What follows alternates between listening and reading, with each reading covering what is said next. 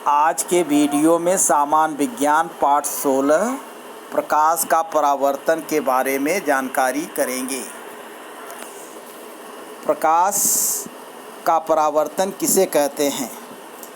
किसी एक पृष्ठभाग पर प्रकाश की किरणें टकराती हैं तो उनकी दिशा बदलती है और वे वापस लौट जाती हैं। इसे ही प्रकाश का परावर्तन कहते हैं। समतल दर्पण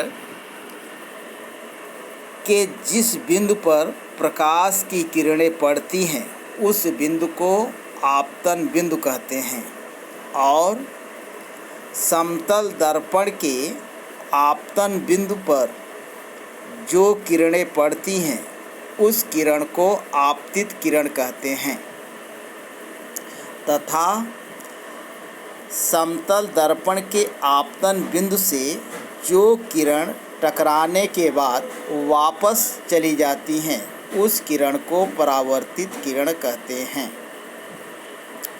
समतल दर्पण के आपतन बिंदु पर लंब होने वाली रेखा को अभिलंब कहते हैं। अभिलंब और आपतित किरण के बीच के कोण को आपतन कोण कहते हैं। अभिलंब और परावर्तित किरण के बीच के कोण को परावर्तन कोण कहते हैं। अब परावर्तन के नियम, तो परावर्तन के 3 नियम हैं। पहला है आपतन कोण और परावर्तन कोण का माप समान होता है। दूसरा नियम है आपतित किरण, परावर्तित किरण और अभिलंब एक ही प्रतल में स्थित होते हैं। तीसरा नियम है आपतित किरण और परावर्तित किरण अभिलंब के विपरीत ओर होती हैं। अब प्रकाश का नियमित परावर्तन किसे कहते हैं? जब प्रकाश समतल तथा चिकने पृष्ठभाग से होने वाले प्रकाश के परावर्तन को नियमित परावर्तन कहते हैं। प्रकाश का अनियमित परावर्तन,